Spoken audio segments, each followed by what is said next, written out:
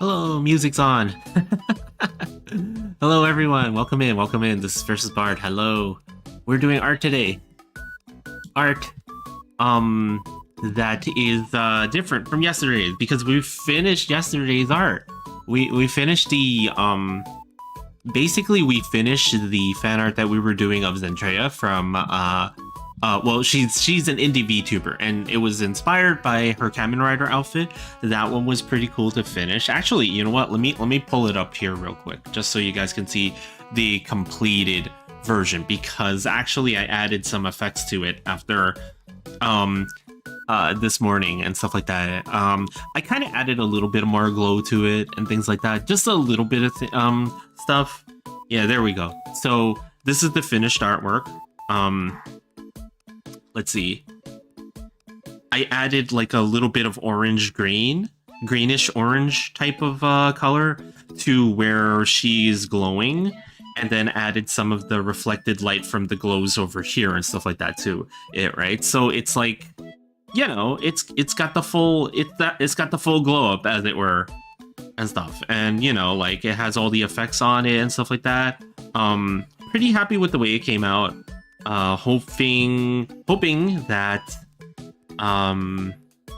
the one that we're doing today, of the Amazing Digital Circus, will come out just as good, hopefully.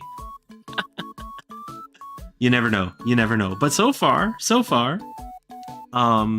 getting there. Golden, what's up? Hello. How are you doing, Golden?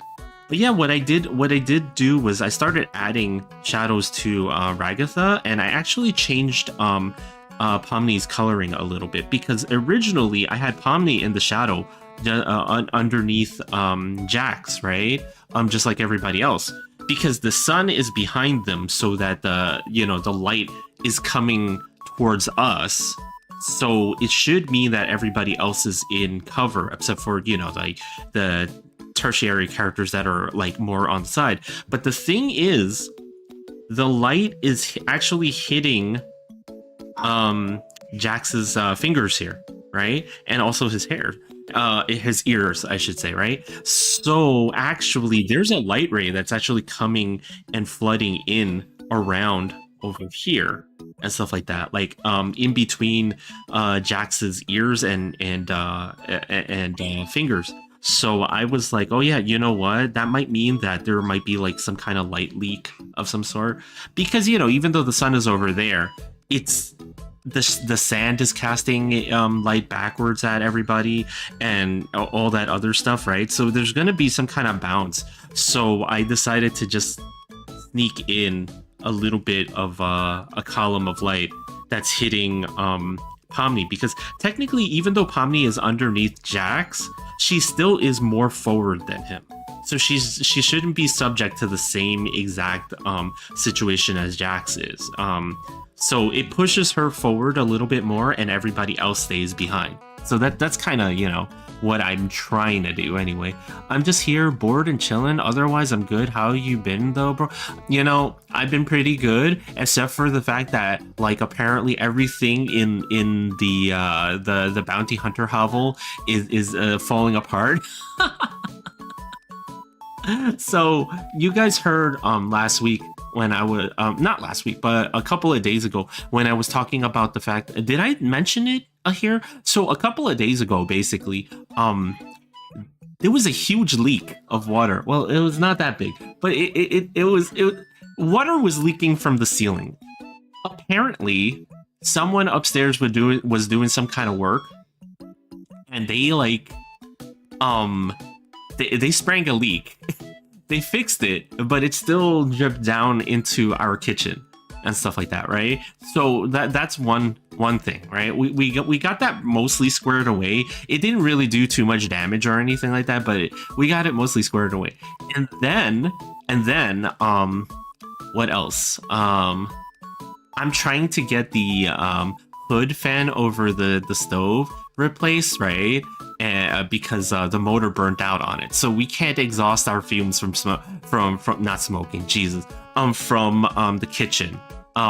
So we can't cook, and because if we cook, there's gonna be smoke in the house. That's what I'm trying to say. And So we got an electric conductive stove top for the time being to replace it, but it's hindering our ability to cook very efficiently, right? Because sometimes you cook with more than one pot or pan or whatever, right? So that's number 2. And now number 3, the new thing this morning, the dishwasher. So this dishwasher, I don't know how long has been here in this apartment. I guess it's from before our time, but I guess it started having this crunching sound. Like it was it's like gargling stones or something like that inside of it, right? And it started making that sound really loud and nonstop this morning. Like it just suddenly started happening.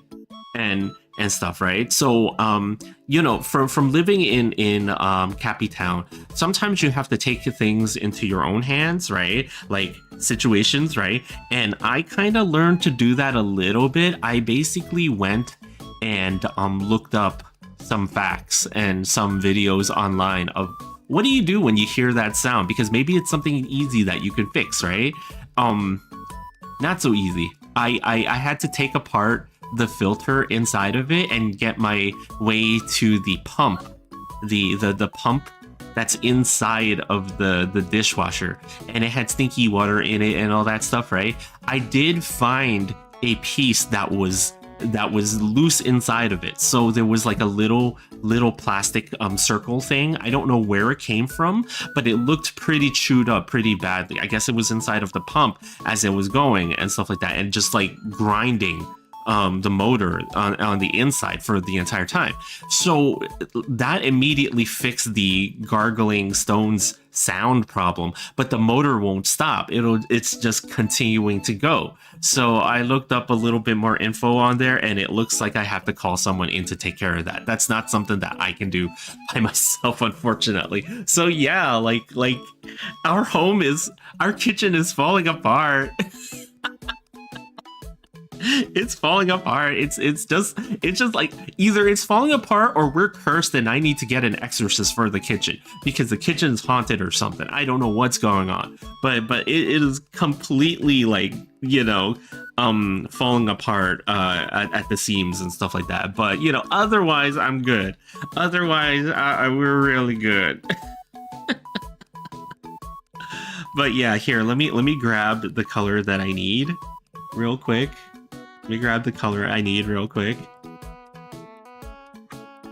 And there's the sound, the bellowing sound of our young boy, Coffee.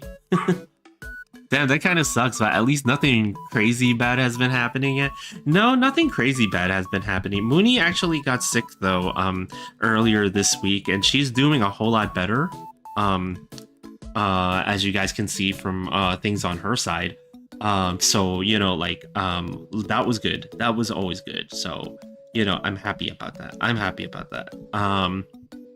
So otherwise though, things have been pretty good. Otherwise, other than the fact that again my kitchen is probably haunted or something.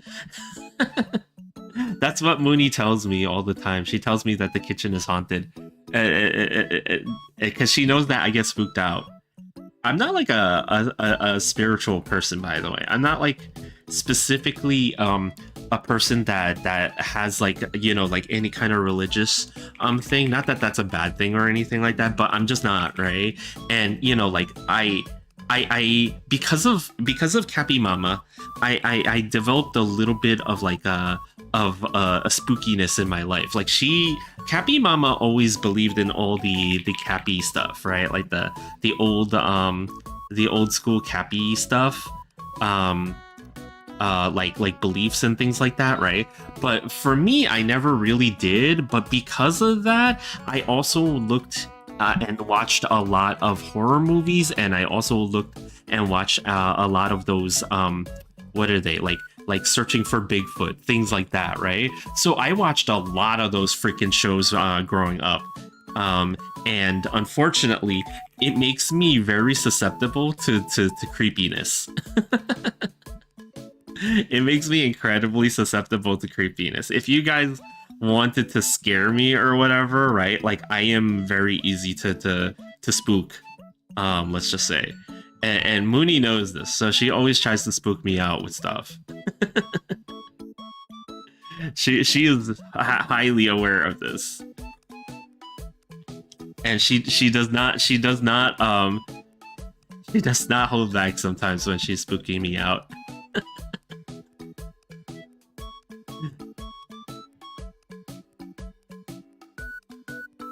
Let's see.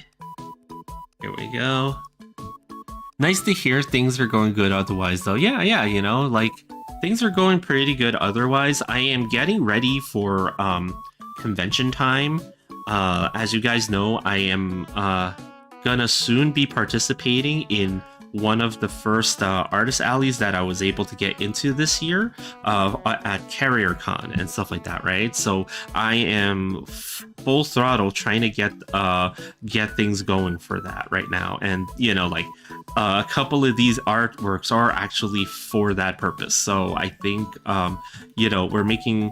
I think I'm behind schedule, to be honest. I'm not going to say that we're making good time, actually. I think we're behind schedule with certain things, but it's okay. It's okay. You always feel like you're not ready. So, you know, uh-oh, there's a ghost behind. No, no Scooby-Doo. No, Scooby. There is no ghost behind me. There is no ghost behind me, damn it.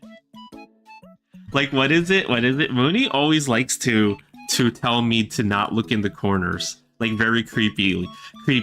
She'll come up to me and then she'll have this smile on her face and then she'll be like, Bard, don't look at the corners. And I'm like, why? No, I'm not looking. She always does this to me.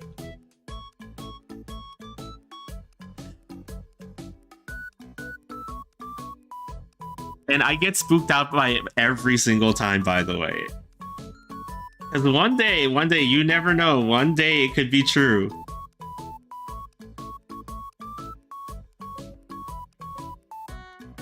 One day. But no, there's no Scooby. There's no Scooby-Doo here. We don't do the Scooby Gang.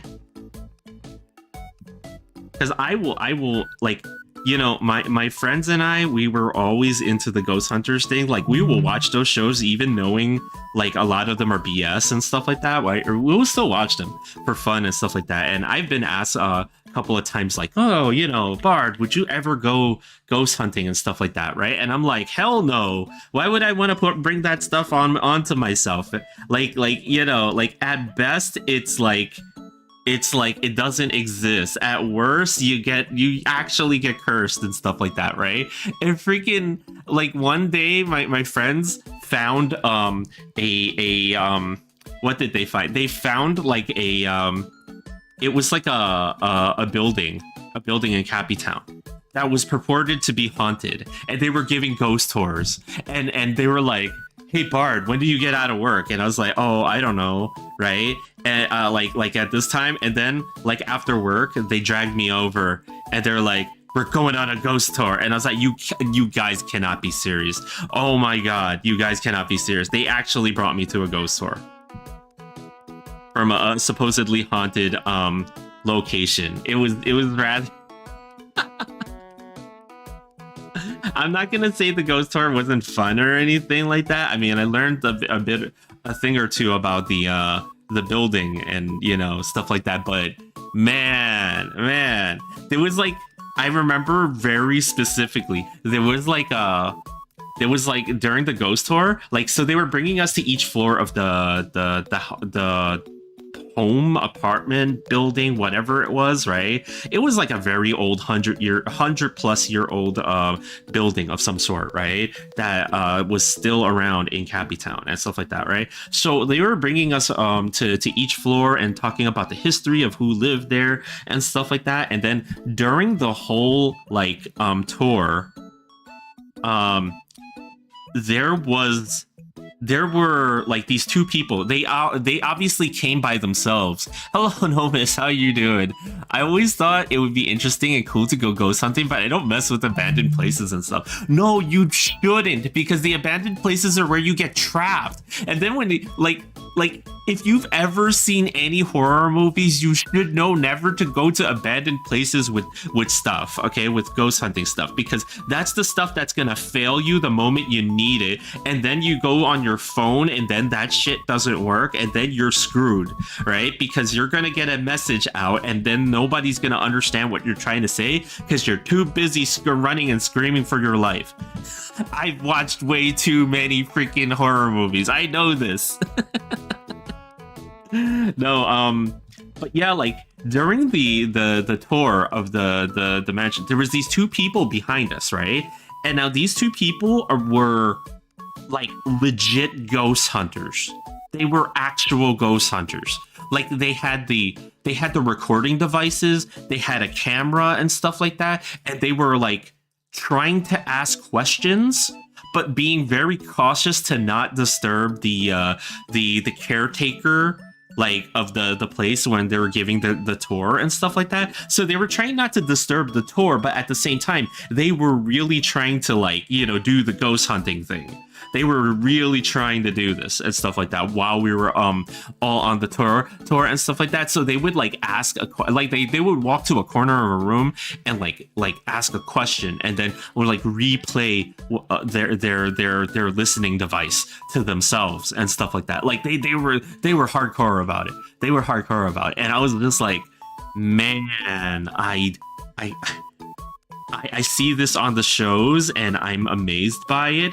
But also, damn, like, for real? For real? I was just like, oh no. Oh no. I've been getting info watching urban exploration and stuff, and that stuff is low-key more scary than ghost hunt. Yo, the urban exploration videos, like, some of them are crazy. Like, the ones with I saw one on YouTube. I'm not gonna say who or which one it is because I can't even remember, and I probably shouldn't mention, like, you know, whose channel, because like you don't want to get into urban exploration stuff, because it's not because of the ghosts or anything like that. Like, I'm not gonna say that that's like a thing, right? But it's because the places you go usually are very dangerous. Like, I think they were exploring a decommissioned old nuclear power plant of some sort and stuff like that. Like, they got themselves into the area where they had the you know how every power plant has like a big chute that just kind of aims at the sky, and then nothing but like this steam comes out of that chute, right? They got themselves into that area and stuff like that. They started looking in and how deep it went and stuff like that. And usually those are the the containment areas. Like, basically the bottom floor of those chutes, right, are where the nuclear fuel is stored. Then it's just giant pools of water to contain the radiation, because water is actually a very good buffer between you and radiation and stuff like that, right? Like, if you have very deep water and radiation, like in a radioactive object is underneath that water, right? As long as you're not in the water, you're pretty safe. You're pretty safe. Oh, Yukimura, I am not Sussy Cappy Chan. I'm talking today about scary stuff, and urban exploring. And all that other stuff. And for some reason, I'm talking to you guys about nuclear power plants, even though I'm not a nuclear physicist, but I know so much about this stuff for some reason. It's like, but yeah, like, you know, like when you go and you see, like, for example, if you actually saw like a piece of nuclear feel inside of like a pool of water, depending on the type it is, I believe you would see like a blue glow coming out of it. So I think they call that Cherenkov radiation and stuff like that. It's like when it's like inside of the water, like it's doing its thing. I don't think it necessarily has to be in the water for it to glow blue like that, because I think the Chernobyl was glowing blue like that too, apparently.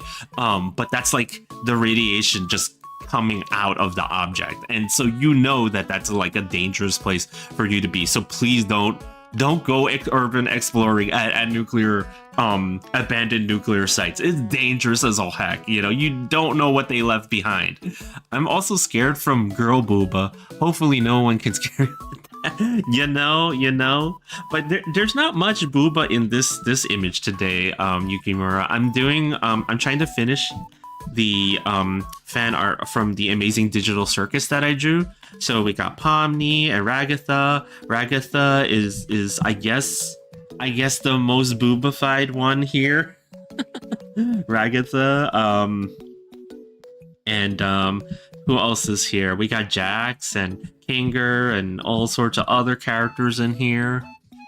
Yeah, no, I'm good. Screw that with the yeah. Yo, seriously. And then like, you know, the double punch of what if you're doing urban exploration, right? And you find yourself, like, for example, in the Pacific Northwest. Famously, the Pacific Northwest, right, is the forests there are like famous for people just disappearing. There's like a whole documentary about it. It's scary as all heck. Like it's called like the Missing 404 or something like that. Basically, they go through all these stories and files of these people. Like every year there's like literally hundreds if not thousands of people that like disappear in those woods for whatever reason, whether it's through because they're haunted or cryptids grab them, or maybe as something as simple as, hey, there was a mountain lion. You know what I mean? It's like you don't know. So you want to stay away from those places. And that's like the double punch of danger when it comes to urban exploration in places like that, you know? I'm talking IRL, man. Oh, you're talking IRL? Oh, I see. But yeah, like, yo, that shit is like, you know, dangerous encounters in general, also with either animals or dangerous people, is crazy too. Yeah, there's like a couple of YouTube videos of people that are like, oh, strange encounter I've had in the forest, like what is it, the Appalachians or something like that. There's like a video series from quite a few creators about that, because strange shit happens out there apparently, like just really strange things. If you've ever seen that movie The Descent, then you know to not go into the Appalachians. That's like, oh. Bruh, the only few I've seen in these explorations is that what if I just go missing and turns out that I become someone's food, or maybe part.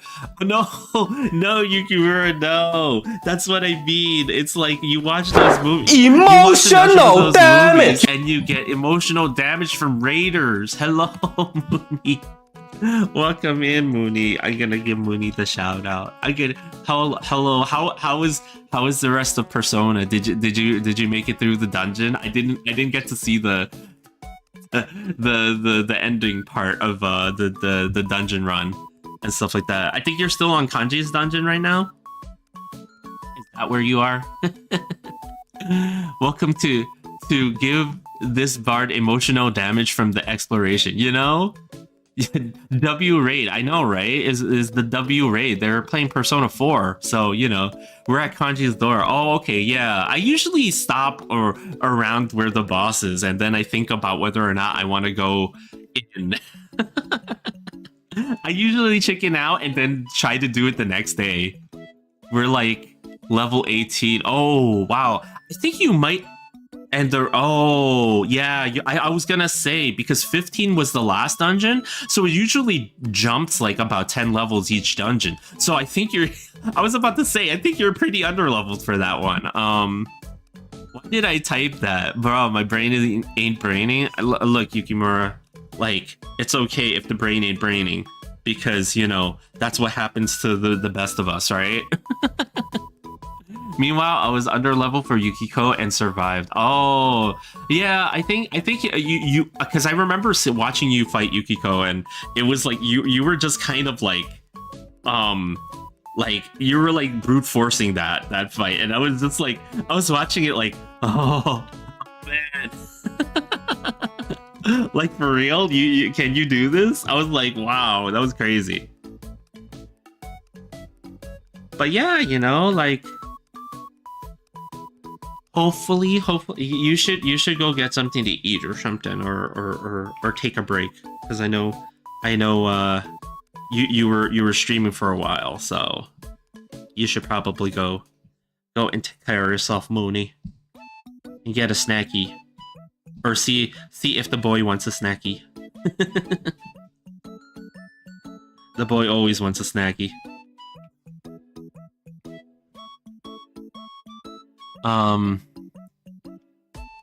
Bart, when he's in front of a boss room thinking pose, and for so long that he becomes a bloody statue. Yeah, I can't help it. Whenever I play these games, I swear, like I get very indecisive about whether or not to actually go and confront the boss, and then I'm like, oh, but that means that if I don't do this now, I gotta go and grind it more. But I don't want to grind because I'm too lazy. Oh, then I get the indecisive, and then I just like I warp out of the dungeon, and then I decide to do it the next day. That's how I am whenever I play any Persona game. I'm just like indecisive like crazy with the dungeon fights. And then I chicken out, and then I'm like, okay, I'll come back tomorrow. It's okay if I come back tomorrow, right? No one's getting hurt if I come back tomorrow.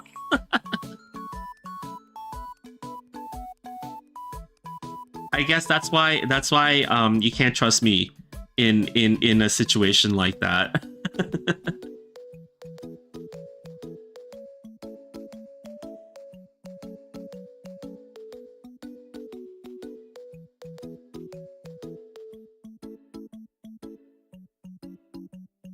But yeah, like we were talking before about like urban exploration and haunting stuff. Haunting stuff, of which you've contributed greatly to my fears, Mooney. Even though it's my fault for growing up and watching horror movies and things like that, it's mostly my fault. But it's okay. It's okay.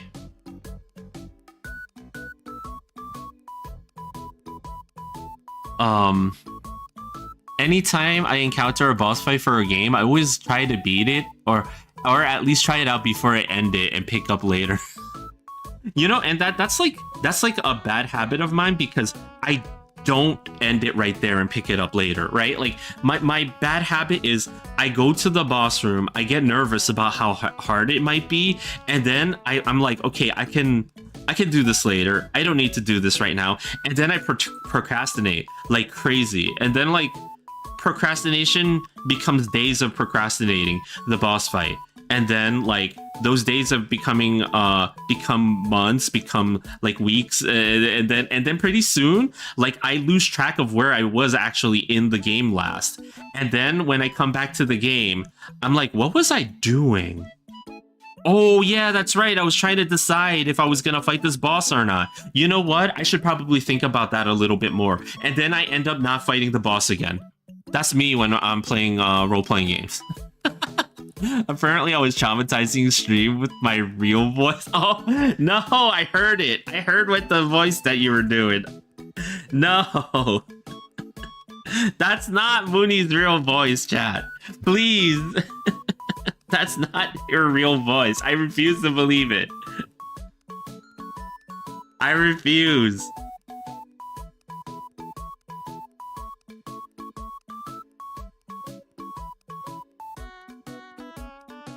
Okay, is that all the colors Ragatha is? I think this is good. Okay. And then I gotta give her a layer of gloss. Apparently, I was traumatizing stream with my real voice. Why won't you accept me for who I am? No! Because that's not your real voice, damn it.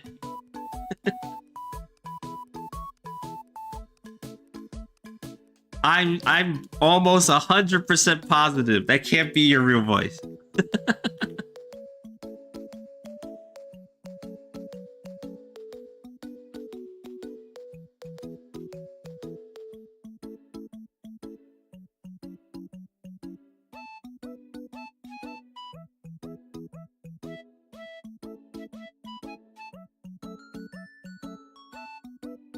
Let's see.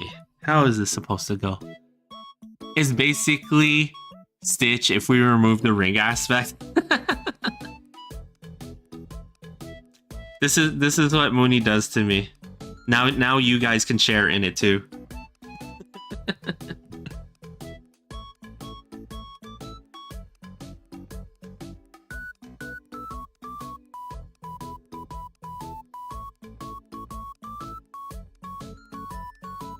But yeah, I'm just hoping to get this one done as soon as I can. I think I'm almost done with Ragatha here, so soon. Soon, if not now.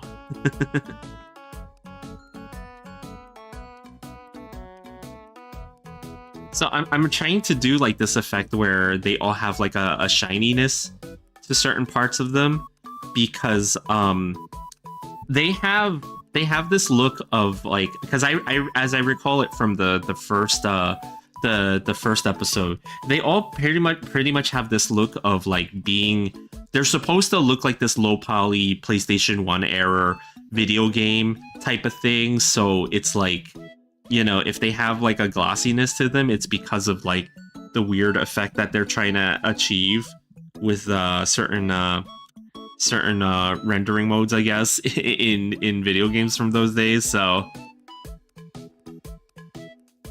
would you love me even if I was Smeagol? I mean, yeah.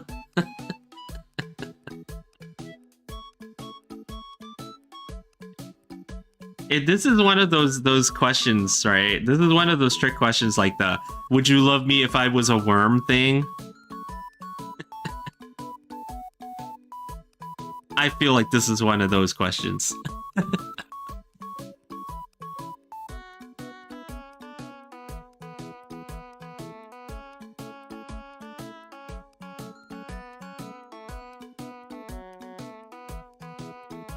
Why would I trick you? You would. Why wouldn't you not trick me? I don't know. I don't know if that came out right.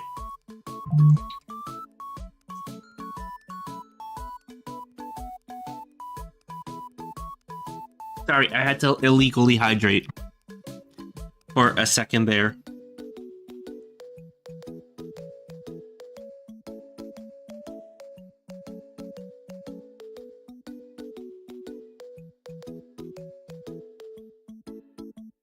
Okay. So I think I got 2 of them done. Now it's all about Jax, right?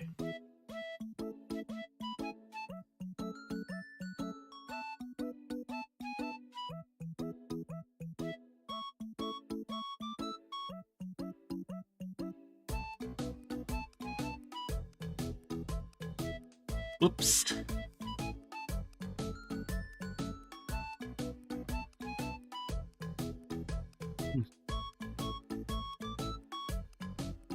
But yeah, you know, like, I think it's fun to watch some of these videos on YouTube, but it does bring into question though, like okay, so it's like a lot of these influencers and stuff like that, right? Like who do these videos on YouTube, right? Like, you know, they're doing it for the clout and stuff like that, right? But it's like, you know, you have to think like, when does the danger not, you know, make it worth it, right? Like, because, you know, like some of the places these people go is just like, damn. I would not want to be in their shoes, basically. You know, with some of the places they go. But then again, I guess that's why those videos make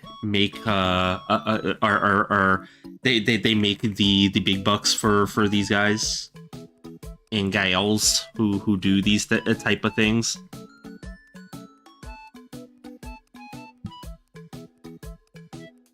True, yeah, you know, like sometimes I wonder about that, like, you know, like do any of them have thoughts on like, okay, you know, like when does this become a little bit too real, right? Like, if that makes sense.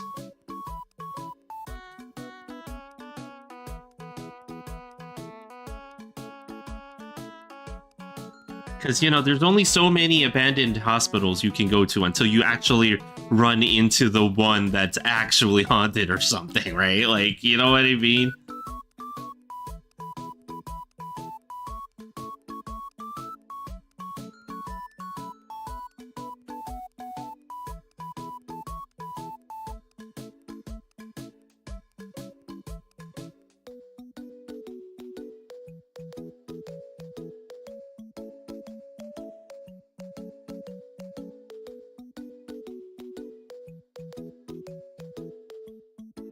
Okay, sorry, I just needed to concentrate a little bit on that portion right there. Bard, can I show you something in your DMs? You can show me something. You can show me something.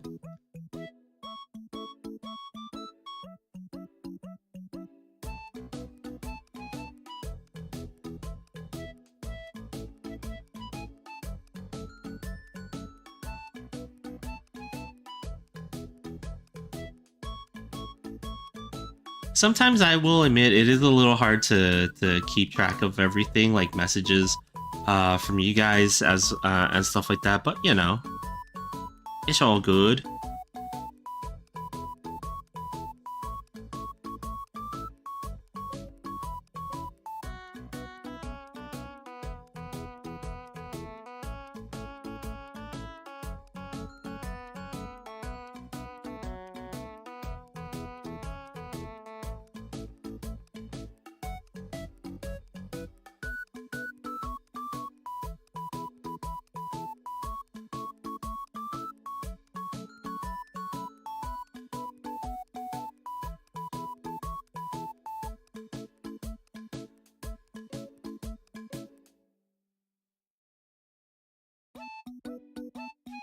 Found it on internet. Weird it was.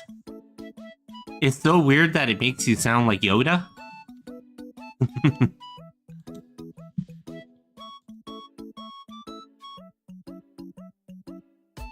The Thinker Bard, a thinker type adventurer. Le draw me like one of your French girls.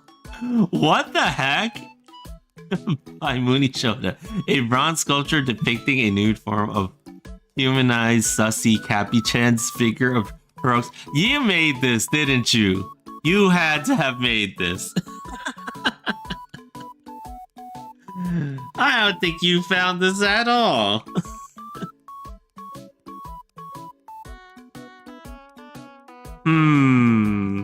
Is the bard that sussy, or is it the post that sussy? Wow.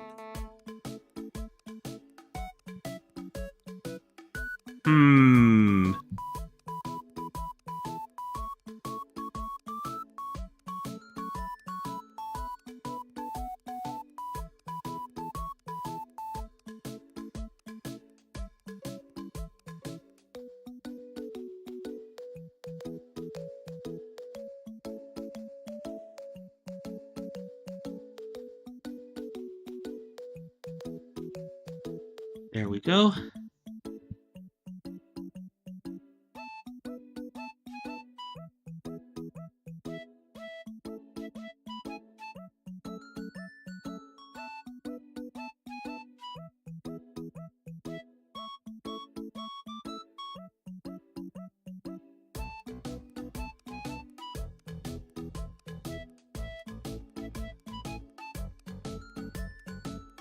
Why would you accuse them of that? They're innocent, I'm sure.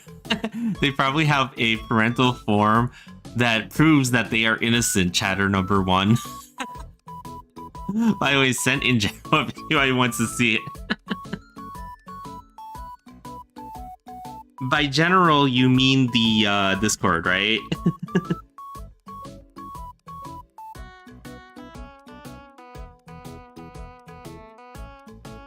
Yeah, speaking of the Discord, I'm sorry if it's a little quiet in there. I know, like, you know, it is kind of like that with a lot of Discords and stuff like that, where it's like, it's super quiet in a lot of Discords. There's not much activity except for whenever I post art and stuff like that, or if somebody asks an arting question and stuff like that. But you know, it kind of is what it is. You know, I don't expect everybody to participate in it like 24/7 or something like that, right? Like you know, like the Discord will exist, you know, and things will happen the way that they happen. You know, it's all good.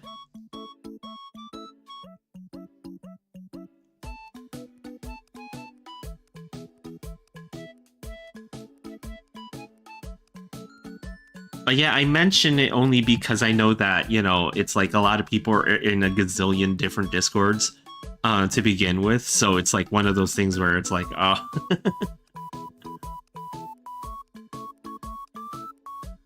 Let's see. Adding the shadows. Yeah, nah, man. I actually made a whole wiki for you just for me. Seriously? There's a Discord? Damn, you're not in? Thanks, Yuki. Yeah, there's always been a Discord. no, mister, there's always been a Discord. It's just where I announce, basically I use it to post artwork, and announce, what is it? What was I gonna say? Announce,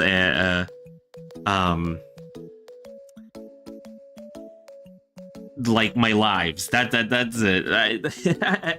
I use it to announce when I go live and things like that, and stuff like that. It's quite quiet in there most of the time, especially since, you know, like I have a whole sussy art section and stuff like that that has not really been fully explored, unfortunately. But you know, like again, I don't want to force any kind of interactions. You know, if people want to just be in there just to see work in progress and, you know, just hear whenever I go live, that's good. That's good for me, you know, like I don't need,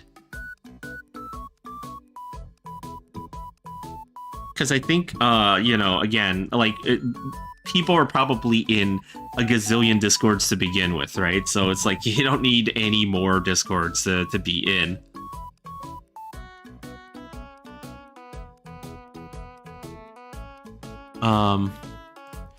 I'm not really one to be yapping in Discords and stuff, but I always like to see all the updates and cool other stuff other people post, you know?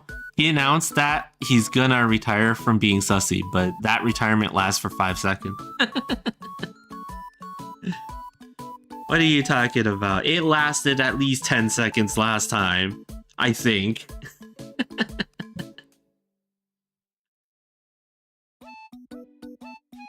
It had to be at least 10 seconds.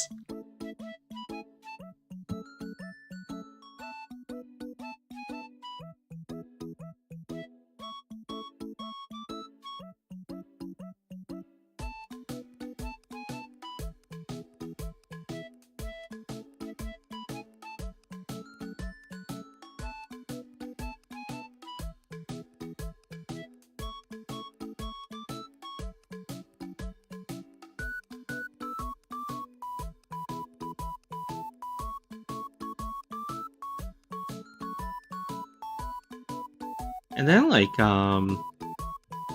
but yeah, I don't know, like, I think this will be done pretty soon. I have a feeling that I'm gonna finish this one pretty soon. And after this one, I will be working on something a little bit different because I have a commission behind the scenes that I have to start. Like, well, I have already started it, right? Like, I've already done sketching work and stuff like that, and it's like, but I got the okay on which design and which thing to go with, right? So I need to work on that quite a bit after this one, right? But it's not something that I can do on stream. But, you know, for time's sake, you know, we'll see what happens. Like, if I make a lot of good progress on it this weekend, then I won't have to make a plan, like other plans for stream or cancel any. Because there's a very real possibility that I might have to cancel stream just to work on that, right? Because sometimes when you get commission work and stuff like that, right? Like, I know that this is like a topic. This is like a big topic on Twitter lately in the art community, right? And it's about artists who don't finish their commissions for like a year and things like that, and just let people linger without knowing what's up that's going on with their commissions. I have been trying desperately to not be like that with my own work. I learned very early on, and this was not an art commission thing. This was a learning experience from when I first started working freelance doing graphic design, actually. And I was incredibly late with some icons and stuff like that, right? And I got completely blasted by the client over that, because it was taking me too long, and this was only by like a week and stuff like that, right? So it's like, that's just a week. That's just by a week. So, like, I can't imagine these days keeping somebody on hold for that long, but things happen in life, right? Like, but I think that's not really, things happen in life, but you make a commitment to the client that you took and stuff like that, right? So you can't really like use that forever, So my thing is, now this project is not late in the lease, right? But it's got a deadline that's approaching next month, and unfortunately it falls into the same like area as of me trying to do all this stuff for CarrierCon, right? And stuff like that, right? So it's like, it's one of those things where it's like, damn, like it just so happened that this is falling into that same timeline and stuff like that, right? So it's like, I will do my best to deliver on this as much as I can and stuff like that. And sometimes when it comes to like the stream and completing client work, I definitely prioritize the client work over the stream, unfortunately. So like not that I want to, but like I kind of have to, right? Because it's just what I believe when it comes to doing this sort of thing. So there might be the possibility that I might have to cancel a stream or two in the next coming week or so. But I will keep people updated, because I will continue to be doing stuff, right? Like, I'm not going to be canceling streams because I'm not doing the art, right? I'm not really... Oh, wait, I read those. Okay, guy. But yeah, like, sorry, sometimes I look up from what I'm doing, and I think I see new messages, and it's like, oh wait, I read that before. Okay, got it.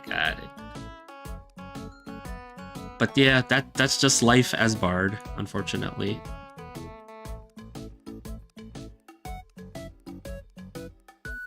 And then, but yeah, that's kind of a general update for the next 2 to 3 weeks and stuff. And I also have to start printing like lots of stuff, right? So this CarrierCon print like prep work is not just prepping artwork for the con itself, but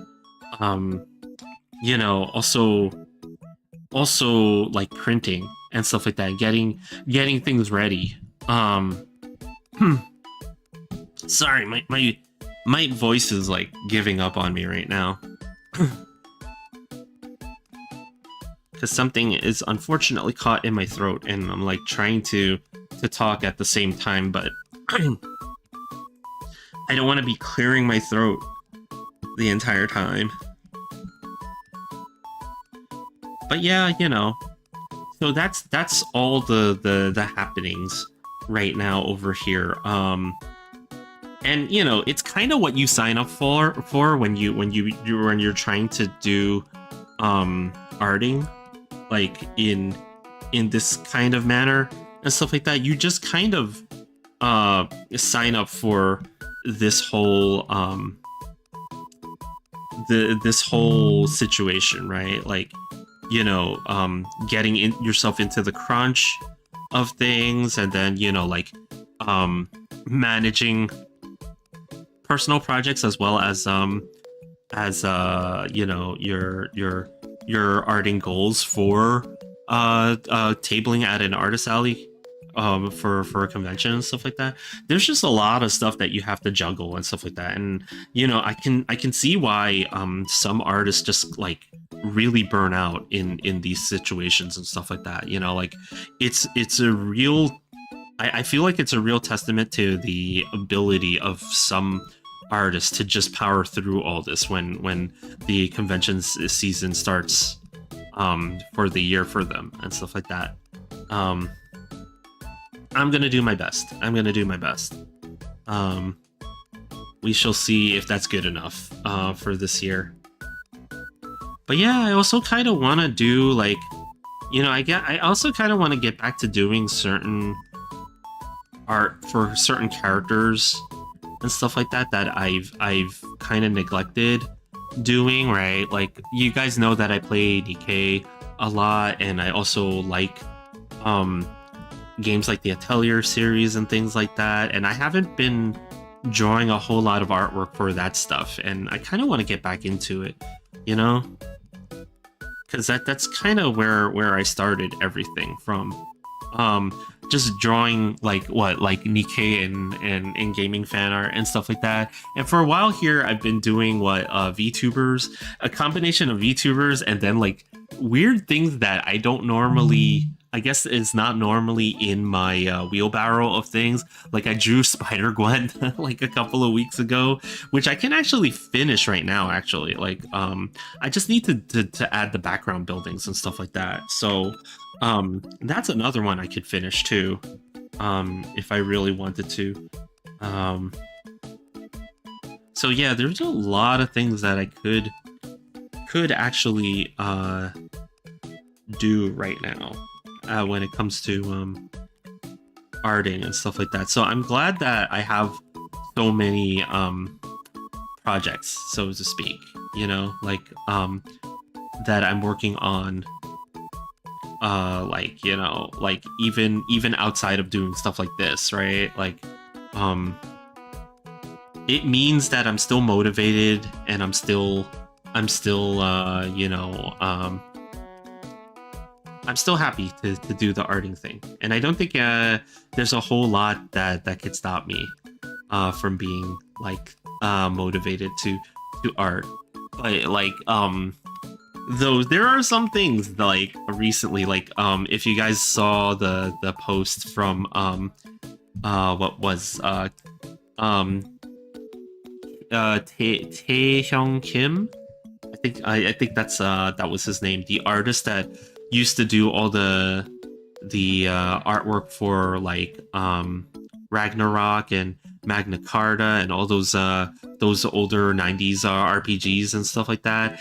And he recently also very responsible for Destiny's Child and not the band, but the game, the mobile game and stuff like that, and Nikkei and stuff like that, doing that very controversial post of congratulating Yoko Taro for getting the job of writing the new Evangelion anime series, but celebrating it by posting a picture that was clearly AI generated, and then kind of blocking certain artists from seeing said image. And one of those things, this is again one of those situations of never meet your heroes type of thing. I know a lot of people that were huge fans of his work, especially some other artists that were growing up around the same time that I was and stuff like that. So it's one of those things where it's like, damn, man, and you know, like you kind of understand from the point of view of you're a CEO, so you're trying to look for the most profitable way of doing things for yourself, but then it's like you're also an artist, so how could you? You know, it's like one of those like paradoxes, right? Like of yeah, it sucks but true, you know? It's like seriously, just never meet your heroes, man. Like and the thing is, I'm not gonna lie. I do like Nikkei. I do like Stellar Blade. Those are two of my favorite recent things, and they're both from the same studio. You know, that from and you know, art from this particular artist, right? But it's just, it is a little bit disappointing, you know. Like, I mean, their whole thing about why they use AI is because they want to eliminate redundant stuff, because they have enough work that they can feed it into the large language model and just kind of you know, get something out of it and stuff like that. But you know, I'm just kind of like, you're so talented, you don't need this. But you know, like sometimes I will say that maybe this is a case of someone falling out of love with the process. You know, this might be that case. You know, this might be what's happening there. You know, which is again rather unfortunate, right?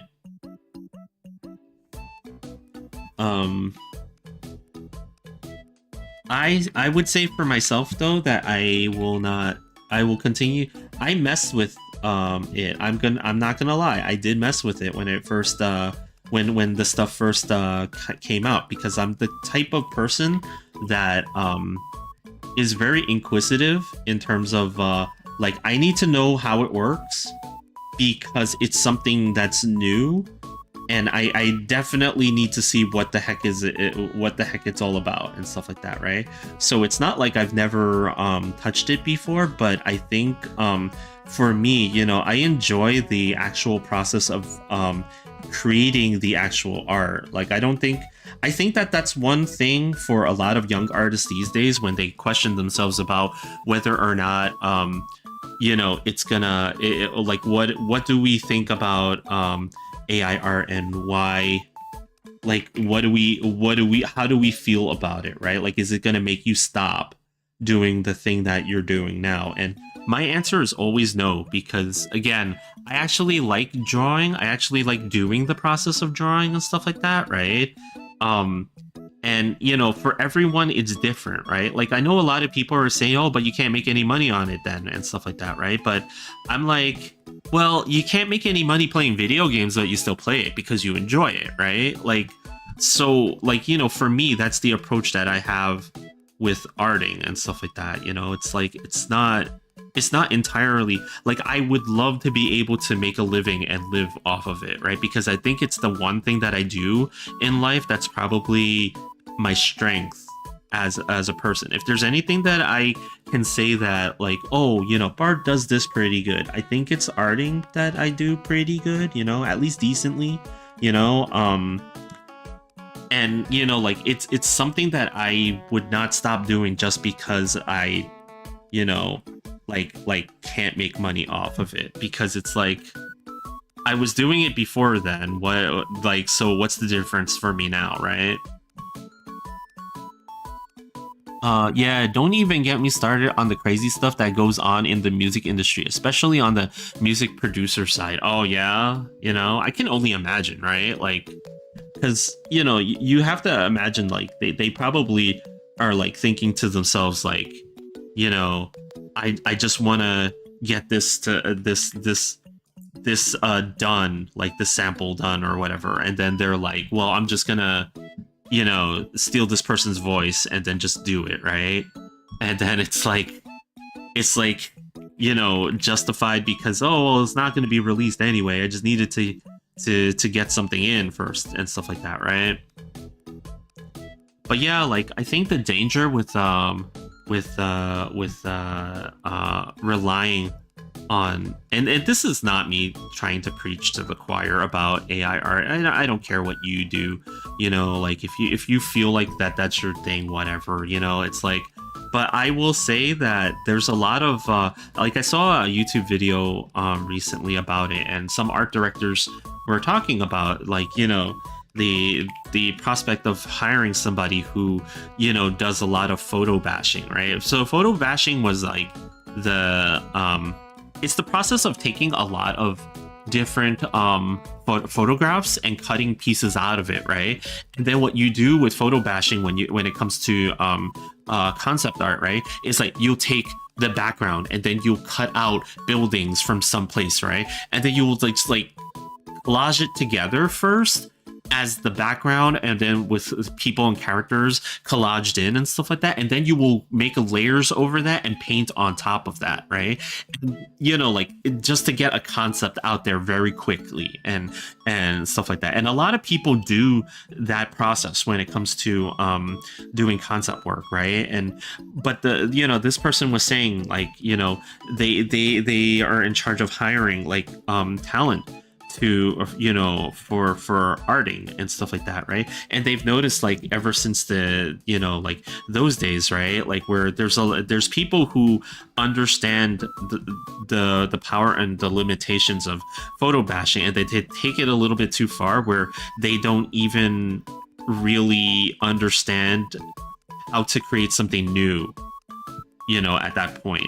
So they're not turning in work that's like, okay, this is creative, like this is like actually like, oh, this is kind of interesting to look at because I've never seen somebody do this before, or something like that. Now I know that not everything can be like that in life. I mean, everything has been drawn, everything original has been done already, right? It's just, but you know, still, it's like, it's about the execution. And, you know, like when you're so reliant on everything else, and you're not reliant on the learning that comes with, you know, doing the hard work and understanding the, you know, like what works and what doesn't, I think people get themselves into situations where they don't have the background or the foundation to be able to complete work like that, like. And then they're kind of exposed in a lot of ways when they have to present their work, and it's like, how come it's not, you know, what I'm expecting, you know? Yeah, I'm just kind of rambling at this point about art stuff. Won't get into details, but there was a producer I followed and loved listening to their music, and just to make it short, they were in a relationship and they didn't treat their partner well. Oh, used to follow. Oh, yeah. Mm-hmm. Yeah, it's like, you know. Again, you know, I'm not gonna sit here and preach to the choir about the, you know, the dangers of you know, AI or whatnot. I'm because the thing is, like, you can convince a segment of people, but, you know, there's other people will believe what they want to believe, and, you know, they'll do what they want to do and stuff like that. And, you know, like, I'm not even unfamiliar with having art friends who are exploring the dark side, basically, at this point. You know, because they're looking at it as, man, this is such a waste of time if they can do all this, and then they don't have the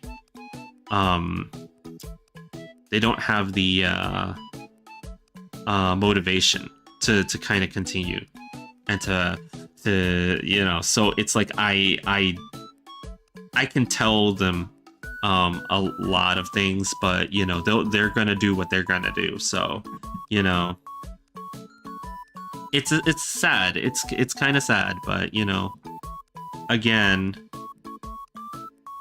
you can only do what makes you happy. You can't, you know, it's one of those. It's one thing to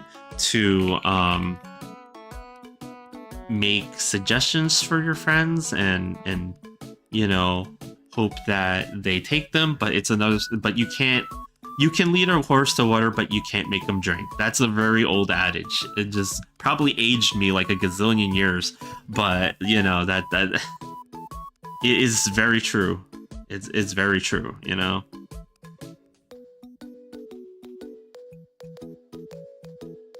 I feel that, yeah, you know. And I think that, you know, like regardless of what the future holds for a lot of artists, you know, there is like a surge of, for example, creators, like even streamers who do art more traditionally and stuff like that because of all the things that are happening, right? Like more traditional styled artists who are using more analog mediums like you know, like painting and things like that on that are streaming on Twitch and stuff like that, right? So like, you know, like I think there's always gonna be a niche, and not just a niche, but rather like there's always going to be room for people who want to do the arts, you know, like the more classic ways and stuff like that. I mean, it's always going to be a thing, and especially now in these times, there's probably always going to be like room for people for human-made works. I will say, I'll just call it like that. You know, there's kind of a niche that's kind of growing. That's all about that. So I think it's always going to be there. You know. Let's see. How about this?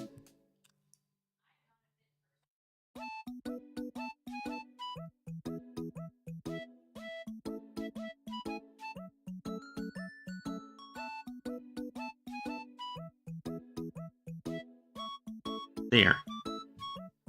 I put a little bit of red underneath this shadow area over here because his head is so close to Pummy's hat that light would reflect back that way and stuff.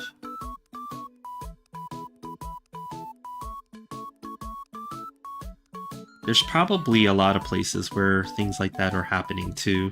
Like over in the hands over here where it's like bluish. So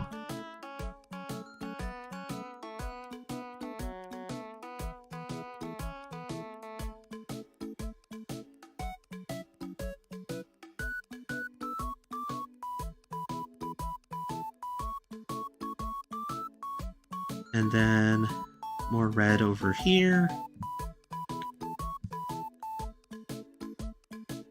This art piece looks amazing. I gotta go, unfortunately. It was cool talking to you, though, again, fam. Y'all have a fantastic stream later, guys. See ya, Golden. Thanks for stopping by. As always, appreciate it, you know?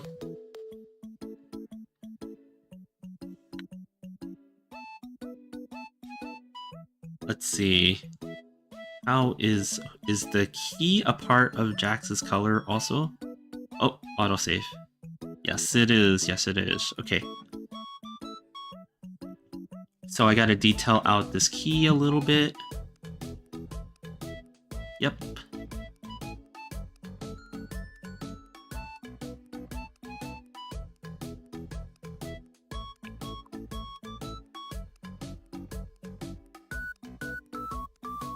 You know, and this year, I say this every year. I feel bad. I say this every year, but every year I'm like, okay, this is the year. This is the year I dive in. I dive into the spice of life. I will dive in this year. I say it every year. It never happens. And it never happens not because like of willingness or anything like that, or you know, like retiring from sussiness, right? Like you guys mentioned earlier. But I think it's definitely more to do with the fact that like I just don't have the time. But sometimes I feel like, okay, maybe that's just an excuse, and maybe it's just my overall commitment is not high enough to get more sussy. You know, if you know what I mean, like, you know. So I'm trying to find like a good medium for how I'm gonna approach that. And I almost feel like anytime I draw like a regular artwork, what I need to do is figure out like certain poses or images where I can double up on them a little bit. Because if it's a time management situation, then maybe the issue is I'm choosing the wrong images to work on, right? Like maybe I need to work on artwork that can double up and stuff like that, if you guys know what I mean, right? Like I think maybe that's the major thing stopping me. Is it the fear of being banned? Not really, Nomus, because it's not that I would ever do any of that art here on Twitch or anywhere else that you know has certain terms of service, right? Like, you know, obviously I kind of know better than to do that, like you know, here, because there's other services where I can actually do streaming and that sort of thing, right? Like it's just more that like when I work on artwork, I can like, okay, like with this stream here, right? Obviously I can't do sussy art here, right? It's quite impossible, right? Which is understandable because, you know, when you consider the user base of who's using Twitch, right? Like, you know, you obviously cannot do that sort of thing on Twitch, right?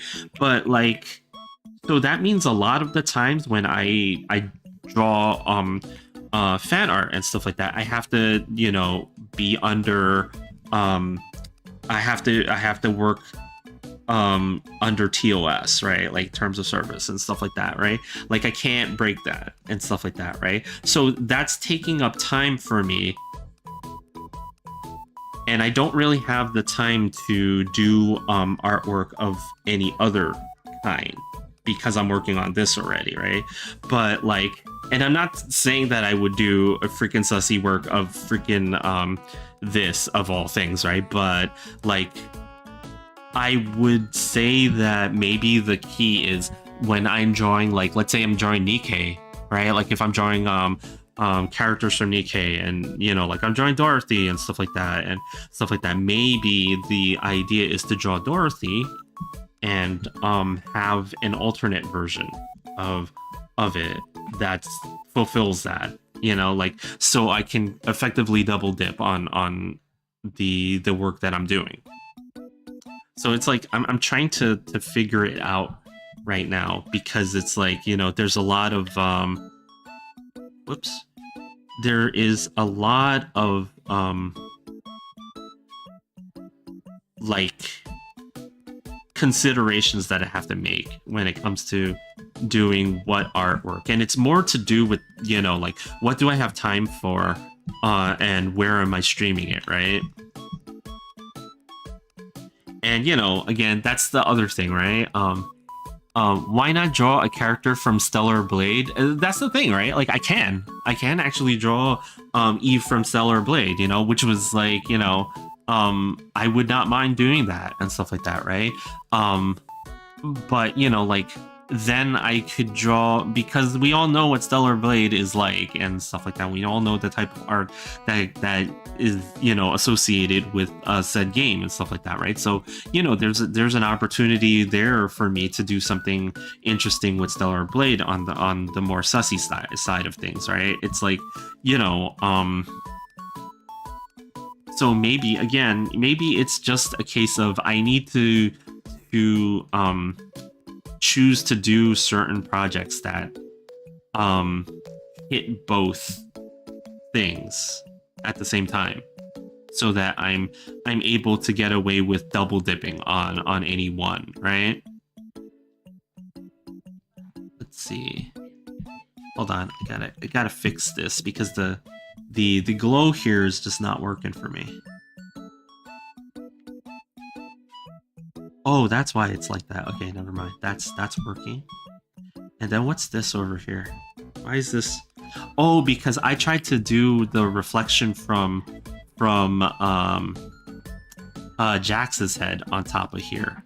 But actually I shouldn't have a reflection from Jax up here because the light is coming down and bouncing off. If they do reflect off of each other, but the shadow should be enough there. I don't think I need, you know, I don't think I need an extra there.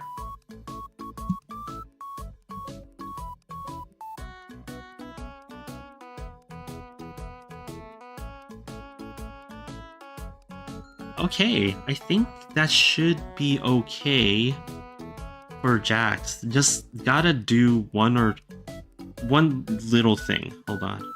Just a couple of little things more for Jax because I need to do the key.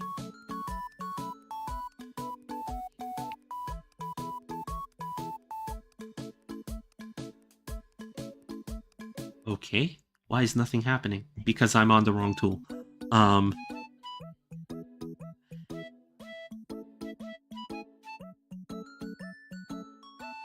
Yeah, I'm like the only artist that well, okay, I'm not the only artist, but I think I'm like overthinking things and I should just go for the thing that makes me happy.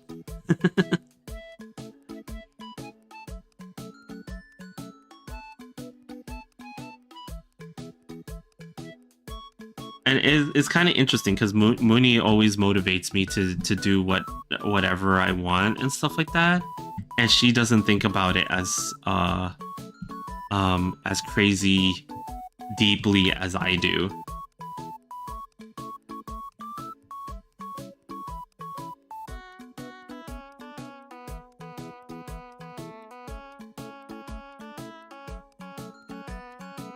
Which is probably the way that I should approach it myself, then.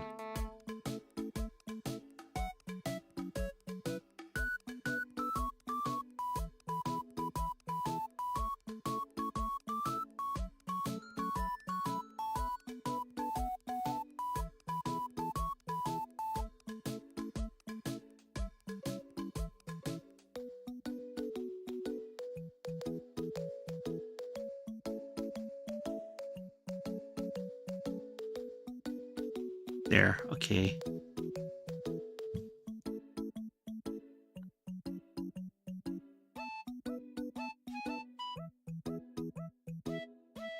Let's see. What else do I need? What else do I need?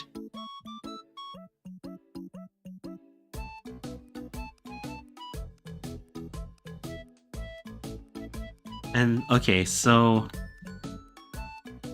time for Kinger and then like all the other characters. So I think Kinger is like the fourth most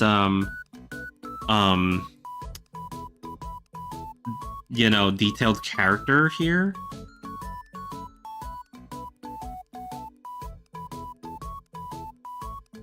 Yeah, it gets easier as you go. It really does. Because as you go, you know, the details for certain things just get easier to do, right? So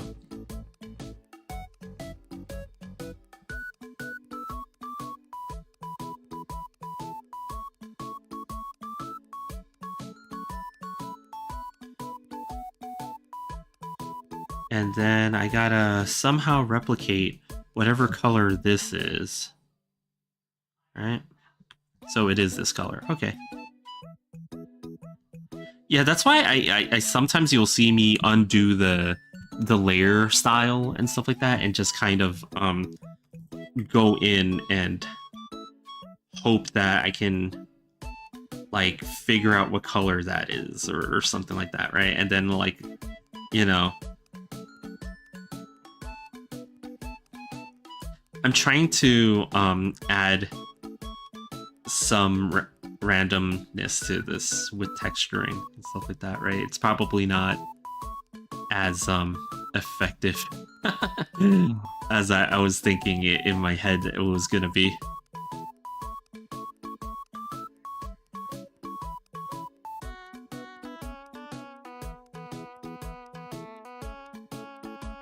Let's see. But yeah, I think I'm still thinking about like, you know, what characters are coming next after, because I think I've done quite a bit in terms of my VTuber training arc. I can still continue to draw VTubers, by the way. Like, there are so many things that I kind of want to do. Like, recently Inanis came out with the Monster Hunter Wilds like costume and stuff like that, and I think that the costume looked really cool and stuff like that. So I kind of want to draw that and stuff like that. And then, like, you know, like there's like stuff that I want to do. There's a lot of stuff. I wish I had like I wish I didn't need to sleep. Basically, sometimes I think, because if I didn't need to sleep, then I can keep drawing non-stop and stuff like that, right? But you know, that's impossible. Your body just needs to sleep. Unless you're an insomniac, then that's a whole different issue. That's a whole different issue then.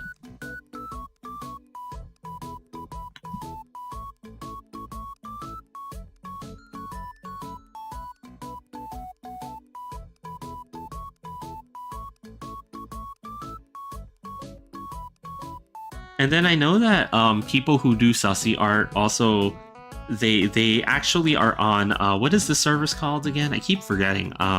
Picarto. I keep forgetting, and it's like Picarto. Yes. They are on that service and stuff like that. I actually made an account to check it out and see what's going on there, and I there are a lot of impressive artists, I will say, over there, doing the thing. They are making the dream work. And stuff, right, over there. And you know, like, now what should I do the same and follow suit with all these guys? Again, it's not that I wouldn't want to, but do I realistically have the time to do that? Probably not. You know, I the only reason that I'm able to multi-stream YouTube and this is because there are plugins that allow it and stuff like that, and they relaxed a lot of the rules behind doing stuff like that and stuff like that. And I, you know, this is an easy way for me to double dip on my content, like, and it helps me to what is it, archive my stuff, because as you guys know, it's like Twitch doesn't archive my VODs. I don't pay for it to have the ability to have the VODs for the long term and stuff like that. I think you have to pay for that or something. I forget what it is, but I don't have that, so I would have to manually click on like upload to YouTube a lot and stuff like that, and I'm too lazy for that. I'm too lazy for even that simpleness there. So, you know, this helps me out a lot when it's automatically doing it for me. Sleep is for the weak, you know. It is for the weak, but you know, it's unfortunately part of human biology. Unless you're not human.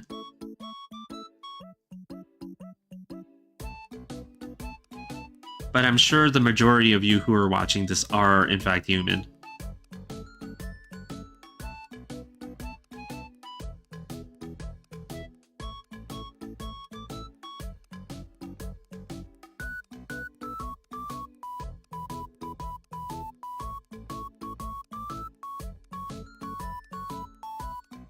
So, what am I doing here? So Mooney made a lot of great choices in terms of the shading and the shadows and stuff like that. But some of them are a little too soft. So what I'm doing is I'm just going over what was done here and just reinforcing certain things, right? Because you always want to have like a mix of hard shadows and soft shadows with your image. You don't want to just have them too soft, because then it looks very photoshoppy in a lot of ways. And then you also don't want to have all of them super like with hard lines like that, because then it's just very it looks very unrefined. Like it's almost just like not unrefined. I shouldn't say unrefined. It's not unrefined. It's just, you know, the look I'm going for is not just a straight up cell style like type art and stuff like that. Even though it is a lot, it looks better for me anyway. Like my preference is to have the characters have a mix of some cell style features and then some things that make it a little bit less and more detailed and stuff like that, right? So I do like having a combination of different types of shadows on here, so that's why I'm going over these a little bit again.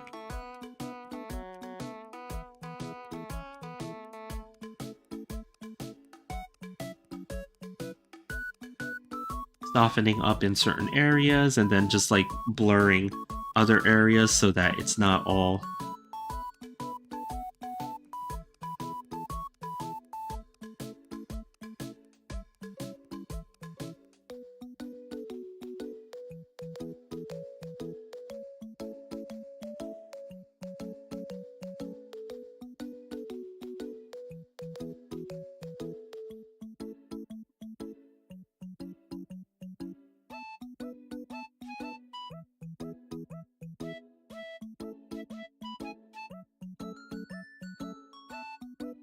so like under the eye here, this shadow should be a little bit more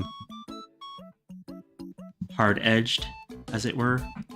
But then the interior shadow on the eyeball, I like to do a little bit softer because it's like it's in the eye. It's like the softest area, right?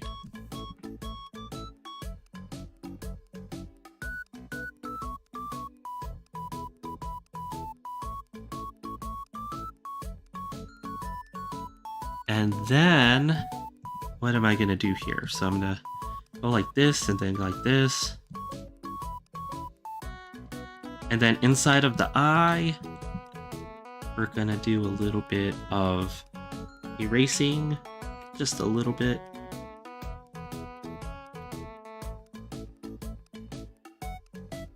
Because even though the shadow is there on underneath the eye, there's a part of it that's going to catch the reflected light from the objects around him, including his white cloak thing here, and then also his own blocky chest piece like skin, plasticky chest piece skin.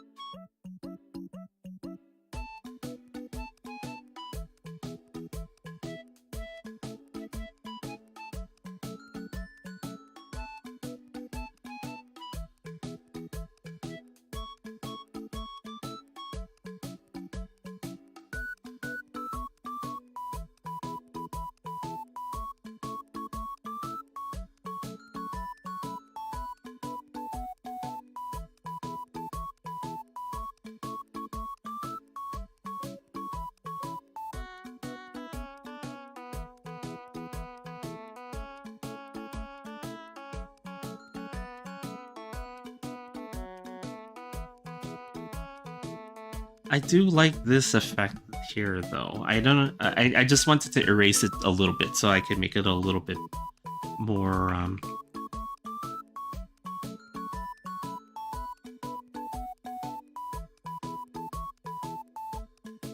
softer.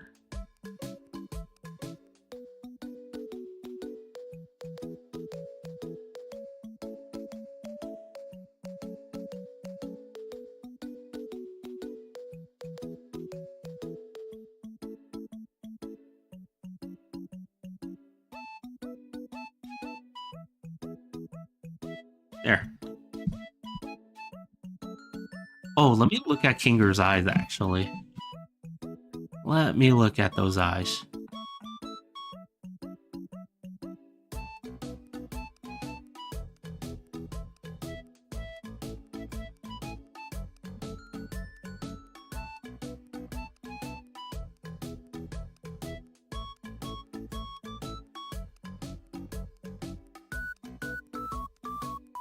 Okay. Oh, he does have the glossiness in there. Okay.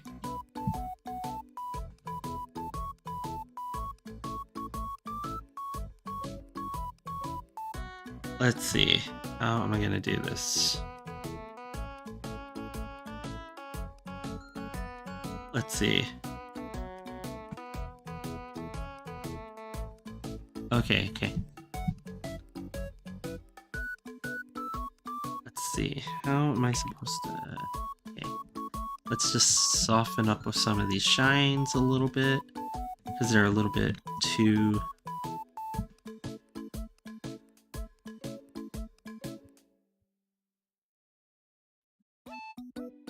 Let's see. Okay, and then...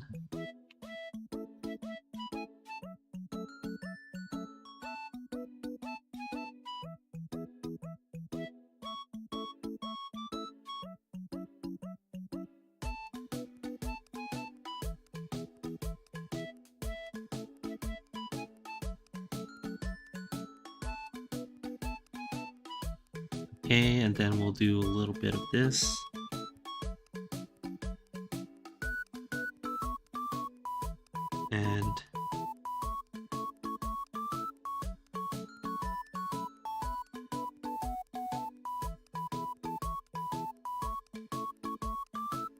And then grab this, and then go like this with the eyeballs. So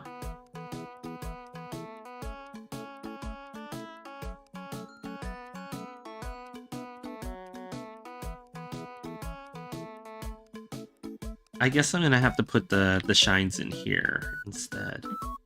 So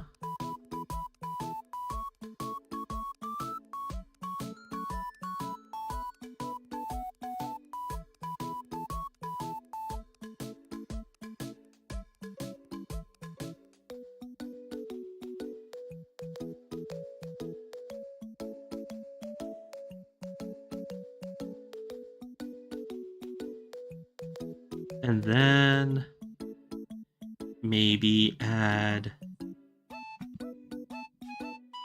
one more layer on top of all this.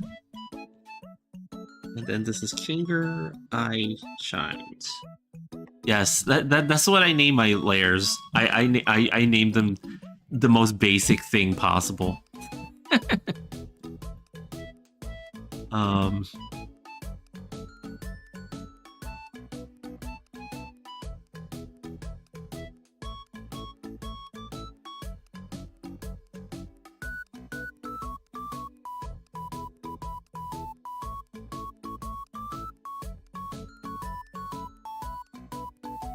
Let's see.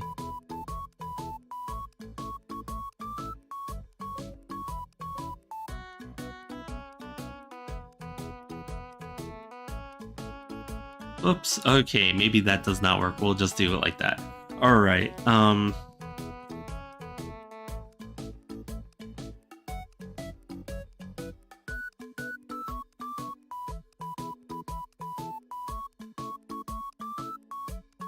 there. One is a little bit lesser, that glow. But yeah, there we go. Kinger fully, well, not quite fully shaded in yet. Let me just add to him a little bit. It gets easier as you go. It seriously does, because it's like every layer is like, I mean, every character is like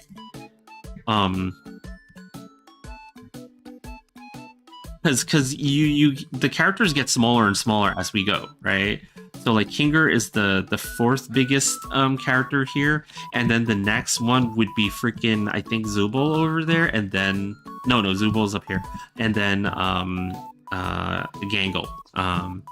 So it's like, you know, it gets easier as you go, which is the saving grace of doing all this. Yes.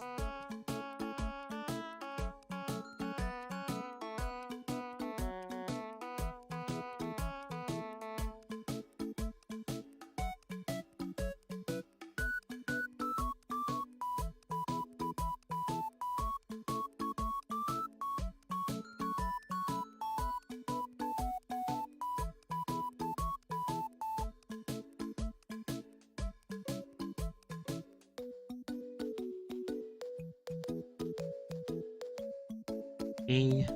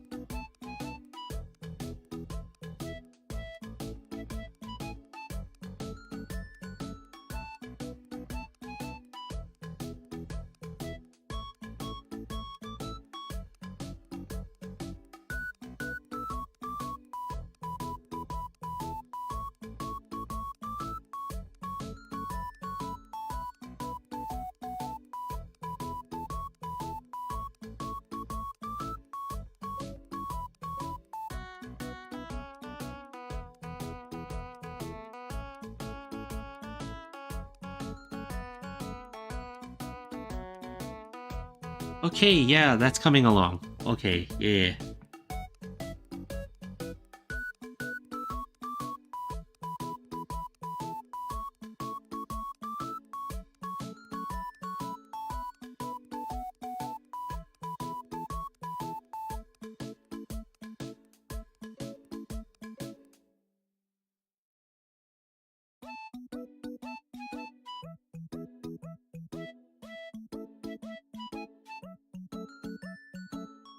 And then let's get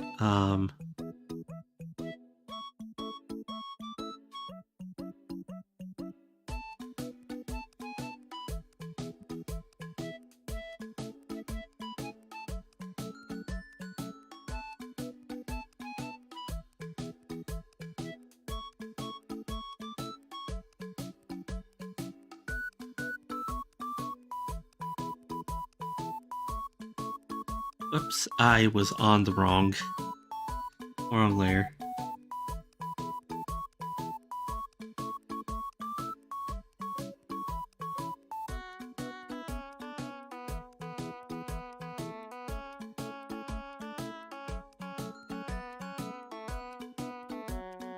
Let's see. How am I gonna do this one? Probably like this. Where I just go.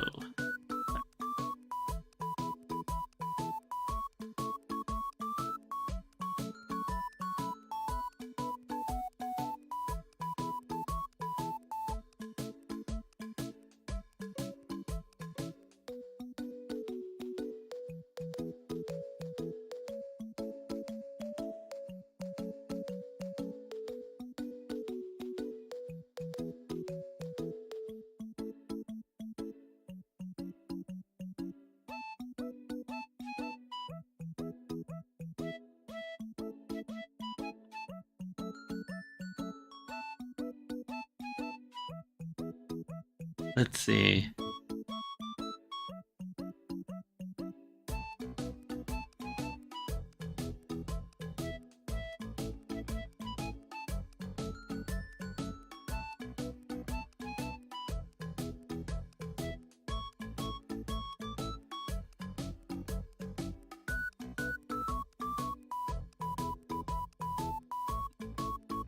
Oh, no, that's not working.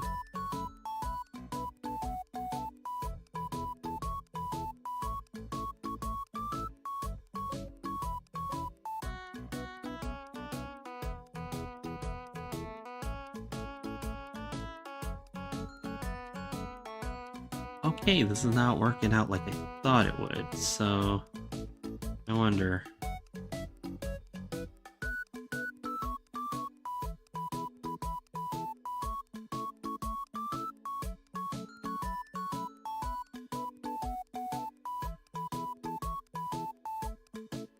Yeah, I'm just trying to figure out the look of the reflected gloss over here.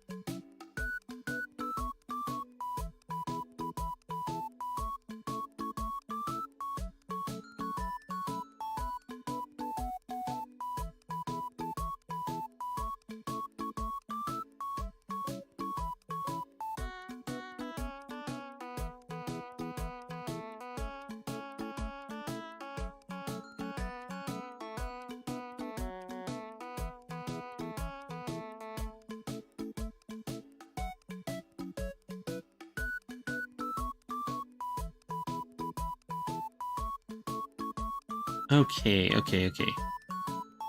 And then there's that, which probably should be a little bit... Whoa. Okay. Okay, okay. Whoops.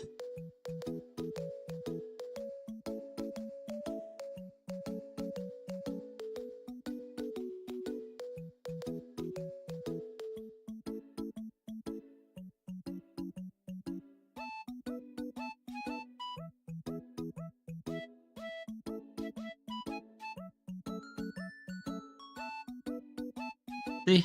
Easy.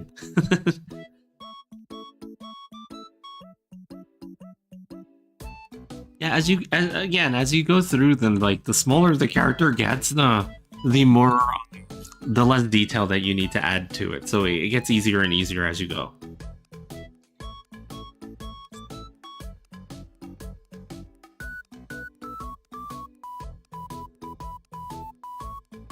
Okay, let's see.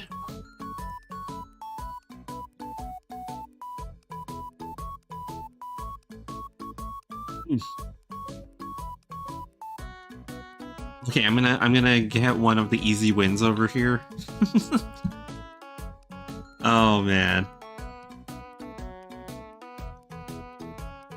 Where are you? Where were you colored?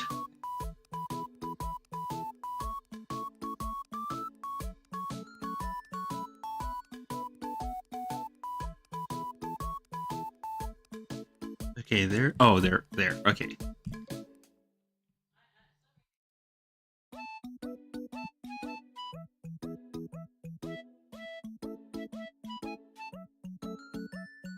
Again, like, Mooney did an amazing job with this, like, when she started arting this out in terms of the coloring and stuff like that, and it really helped me out a lot for her to do this much, because now I'm just like, figuring out what it was that she did and just adding to it, right? Like, the choices for shading that she made are all good. They're the ones that I probably would have done myself, and then I'm just kind of adding here various, like, additions now to it. So I feel like, like, not everybody gets the opportunity to have, like, a colorist for them and stuff like that, right? But I could see why in the comics industry, like, a lot of the popular artists and stuff like that, they have them. It makes things a lot easier.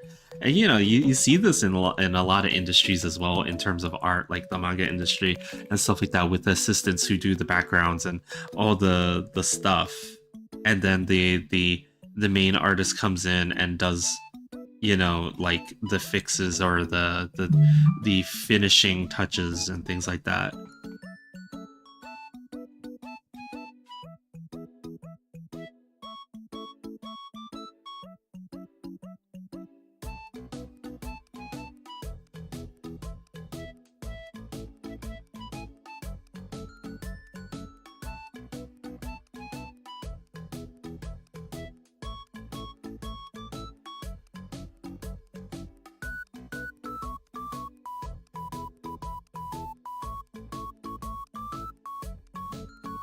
There. Okay.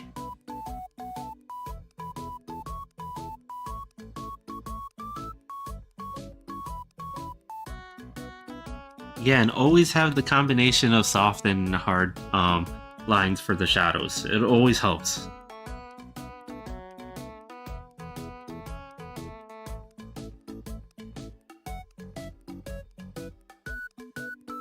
And Zubul.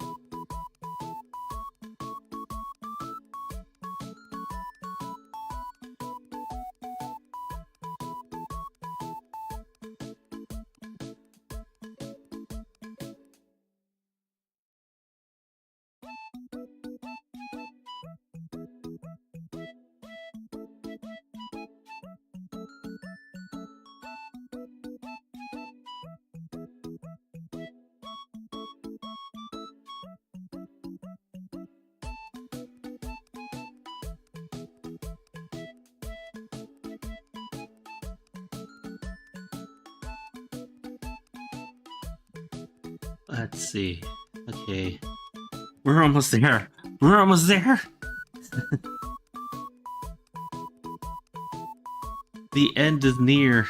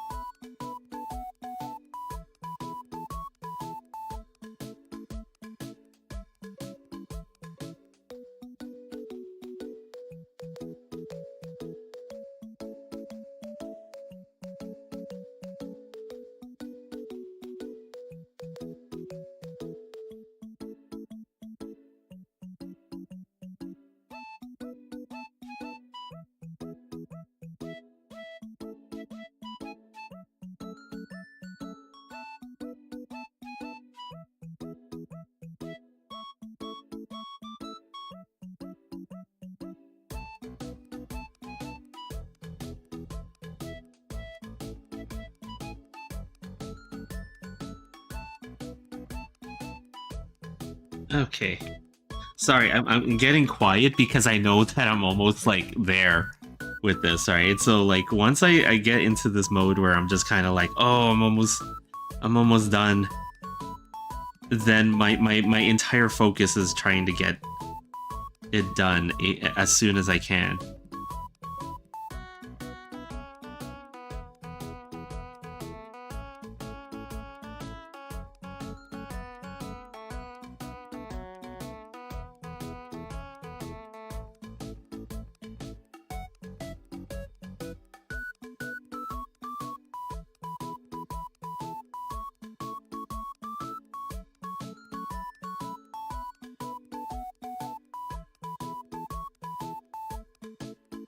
Amigo.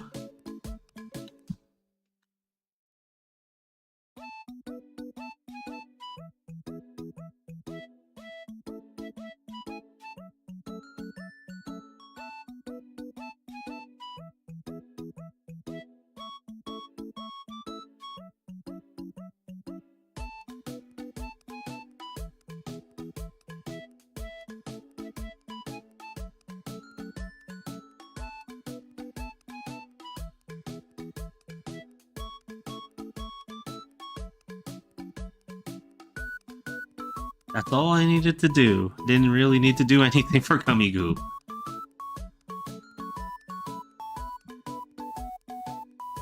And then the gloink. Did I have to draw a gloink in here? Not really. But I wanted to.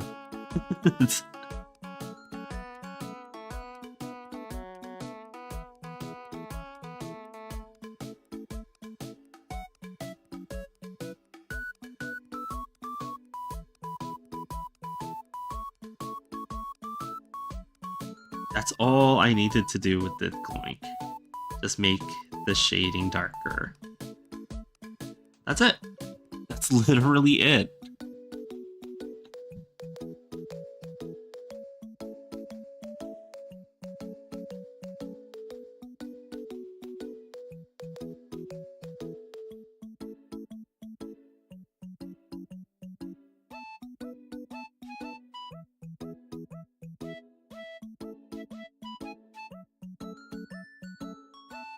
Oh, and then the treasure chest is the final component here.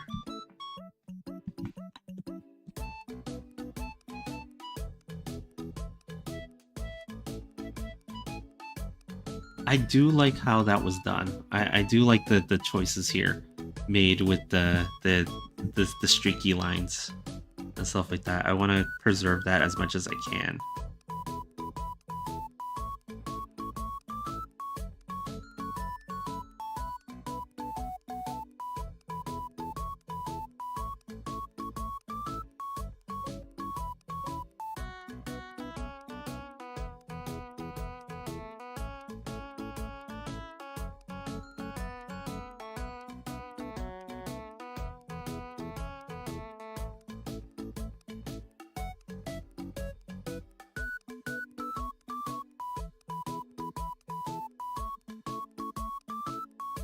Yeah, I'm not gonna change much of this, but what I'm gonna do is I'm gonna add some details to this that, let's see, I need some kind of brush that has like a texture, like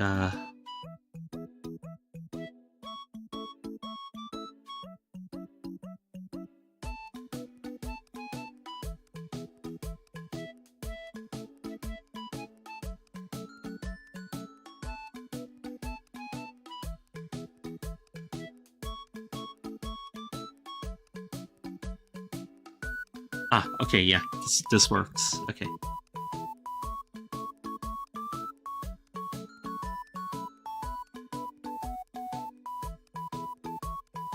I'm just waiting for the autosave to go through. It was like, oh, Bard, what are you doing?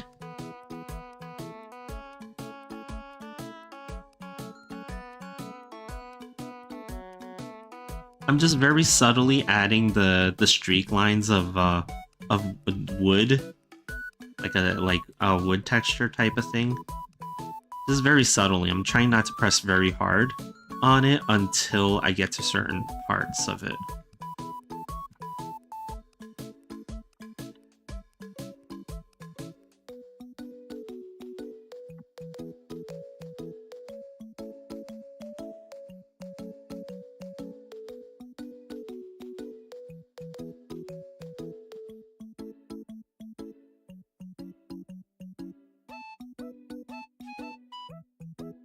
Oops. Sometimes I press a little bit too hard there, so it's okay. We'll just blend those in.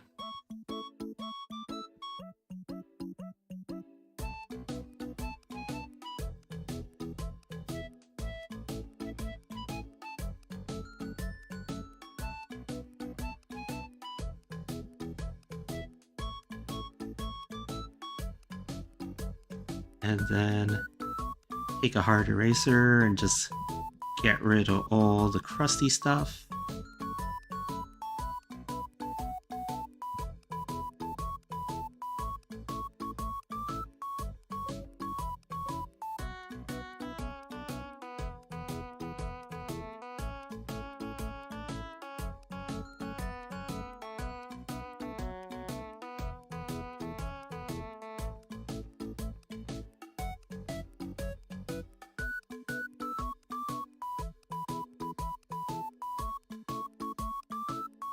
And then add one more level to this all.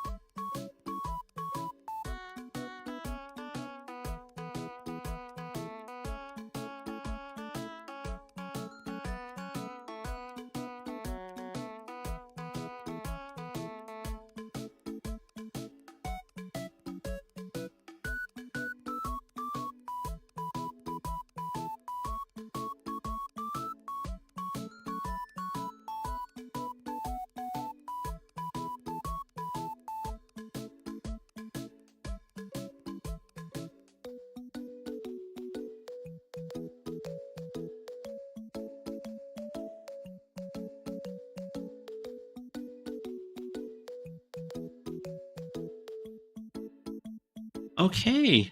Yeah, there it is. Okay, cool. Cool. All right. I think that's it. There's little things that I have to correct here and stuff like that, right? But this is the whole thing, I think. Yeah. This is probably one of the most filled pieces of art that I've done, and I think it requires me to also kind of like fix a little bit of the shading for certain characters here, right? Because I think maybe Ragatha and Jax are a little bit too dark, maybe, so I might have to play with it a little bit in terms of the layer values and stuff like that. But overall, so far, pretty good. Like, see, I brought Jax a little bit more brighter, a little bit, and then Ragatha also probably could be a little bit brighter, so that it's more subtle, like the change between Pomni being so bright to the characters in the back being a little bit more shaded in is more subtle than what I had it, where it's just they're suddenly so dark as compared to everyone else.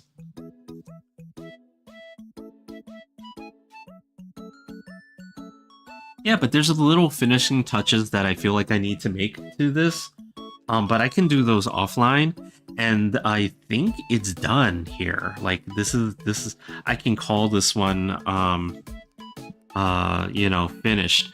And, you know, like, again, like, it's not like there aren't things that I can't improve a little bit, right? Like, there, you know, the sun here is a little bit too weirdly, some of it is blurred and some of it isn't. So I gotta fix parts of that, and I gotta add little details of rim lighting and all that other stuff. But I think I'm good with the way Pomni is colored, and as long as she's colored well, the rest will kind of fall in place. But yeah, I think that's it for us tonight. Thanks again for dropping by, everybody. Like, I do appreciate it when you guys stop by. We you know, chat about weird things like cryptids and urban exploring and creepy stuff and stuff like that. I do like all that stuff, and you know, like, we got a lot of art done. The next time I will be back is Tuesday, 6 p.m. Eastern time, United States.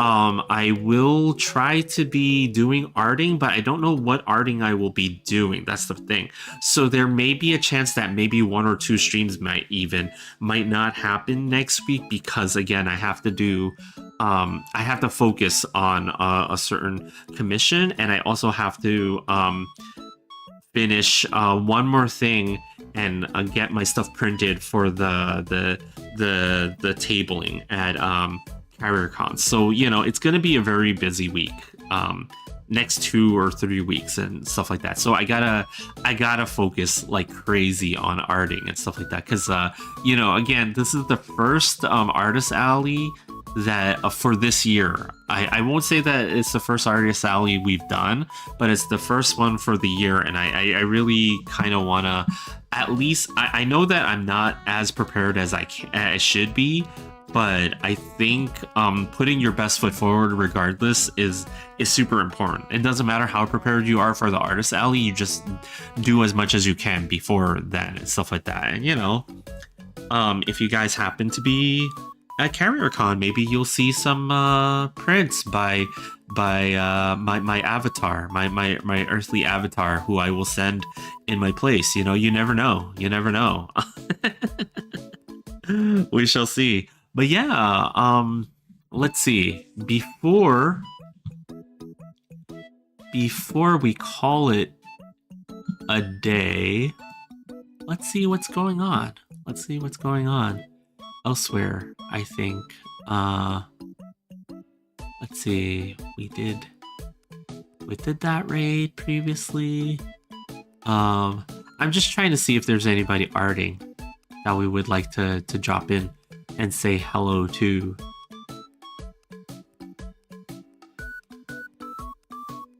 Let's see.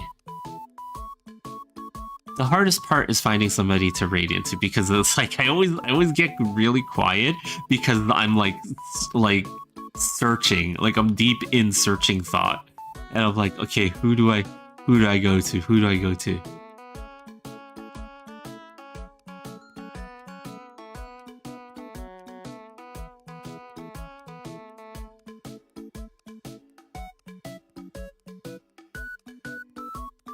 And again, you know, sometimes maybe it's a case of we gotta drop in and say hello to new people, right? Like we gotta do that sometimes, right?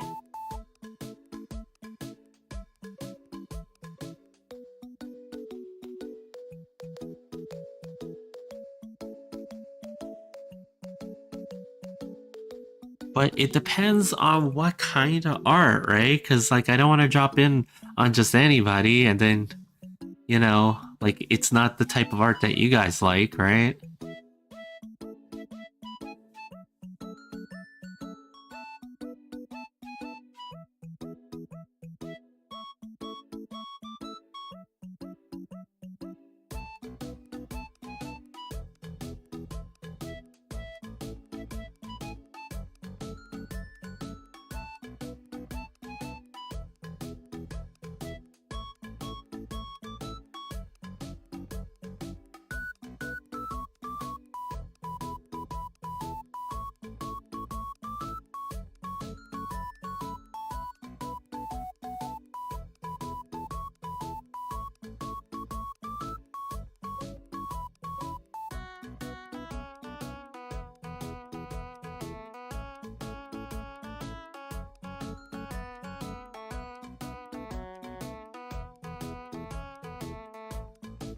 Actually, it's been a minute since we've dropped by Oak Tea Party, so let's go pay a visit. Again, you know, I will be back next Tuesday, at 6 p.m. Eastern Time. For those of you on YouTube, I will see you next time. Have a great night. But for those of you who are following me on Twitch, let's go. Let's go say hello to Oak Tea Party, who does amazing watercolor artwork, and I think you guys will like it. All right, here we go. All right, see you guys next time. All right, bye.